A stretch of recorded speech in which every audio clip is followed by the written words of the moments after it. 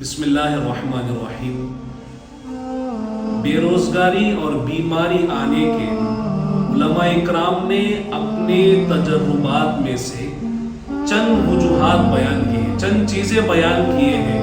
اگر بندہ ان چند چیزوں سے بچ کر اس کے خلاف اگر زندگی گزارے گا تو انشاءاللہ العزیز اللہ تعالیٰ اس کی روزی میں بھی برکت عطا کریں گے اور اللہ تعالیٰ اسے ہر مہلک بیماری سے اس کی حفاظت فرمائیں گے۔ وہ چند چیزیں یہ ہیں کہ پہلی چیز یہ ہے مہمان کو حقارت سے دیکھنا، کہ اگر ہمارے گھر میں کوئی مہمان آ جائے تو نبی کی حدیث ہے کہ مہمان کا خوشی سے استقبال کیا جاتا ہے۔ اگر مہمان کو خوشی سے استقبال نہ کیا جائے اور اسے حقارت کی نگاہ سے دیکھا جائے تو یہ بندے کے رزق میں بے برکتی کا ذریعہ بن جائے گی۔ اور دوسرا یہ ہے کہ قرآن کو بے وضو ہاتھ لگانا۔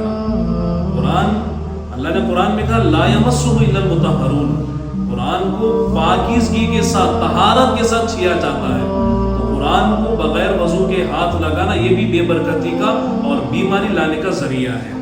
پھر تیسرا فرمایا بغیر بسم اللہ پڑھے کھانا کھانا۔ اس کے بعد فرمایا کھڑے ہو کر کھانا کھانا، جوتے پہن کر کھانا، بغیر ہاتھ دھوئے کھانا، ننگے سر کھانا، کھانے کے برتن کو صاف نہ کرنا، مسجد میں دنیا کی باتیں کرنا، مسجد اللہ کا گھر ہے۔ پھر فرمایا نماز قضا کرنا، نماز کو چھوڑتے رہنا یہ بے برکتی کا اور بیماری کا سب سے بڑا ذریعہ ہے۔ کہ جس بندے کے اندر سے نماز کی توفیق چھین لی جائے وہ سمجھ جائے کہ اللہ تعالیٰ اس کی روزی سے، اس کی زندگی سے اللہ تعالیٰ برکت کو اٹھا لیتے ہیں۔ اور بزرگوں کے آگے چلنا، اللہ کے نبی نے فرمایا کہ بڑوں کی عزت کرنا اور چھوٹوں پر شفقت کرنا یہ ہمارے اسلام میں ہے، تو بڑوں کی عزت کیا جائے۔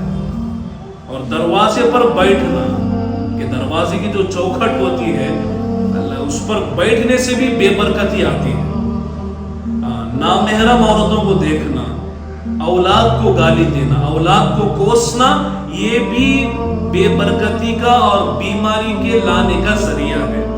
جھوٹ بولنا، صبح کے وقت نماز فجر کو چھوڑ کر سونا، مغرب کے بعد سونے کی عادت ڈال لینا، ٹوٹی ہوئی کنگھی سے استعمال کرنا، یعنی اگر کنگھی ٹوٹ گئی ہے تو اس کا استعمال کرنا یہ غربت کو لے کر آتا ہے۔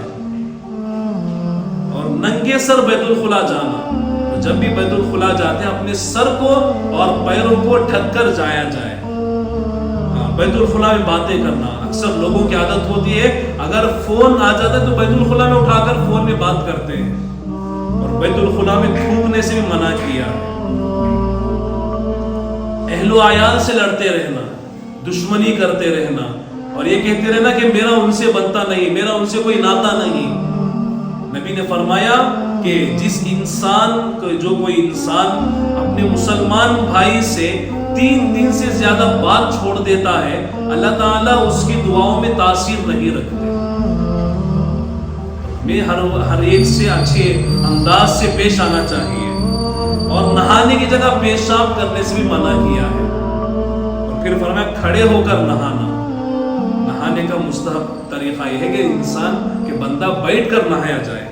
اور فقیر کو جھڑکنا، فقیر کوئی مانگنے کے لیے آئے، کوئی ہم سے مانگے تو اگر ہمارے پاس ہو تو دے دے، اسے کوئی جھنکا کر بات نہ کرے۔ اور آخر میں فرمایا کہ گانے بجانے میں دل لگ جانا یہ بھی مال میں نقصان اور مال میں بے برکتی اور بیماری لانے کا ذریعہ ہو جاتی ہے۔ اور جتنا انسان گانوں بجانوں میں دل لگا لیتا ہے یہاں سے اس کے اندر سے نفاق پیدا ہو جاتا ہے، اور جتنا گانے اور دل لگانے میں شوق بڑھ جاتا ہے تو انسان کا نماز سے دل دور ہو جاتا ہے، اس کا نماز سے دل اڑ جاتا ہے، نماز میں دل نہیں لگتا۔ تو اللہ تعالیٰ سے دعا کریں کہ اللہ تعالیٰ ہم سب کو سنت پر چل کر اپنی زندگی گزارنے کی توفیق عطا فرمائے۔ آمین۔ السلام علیکم۔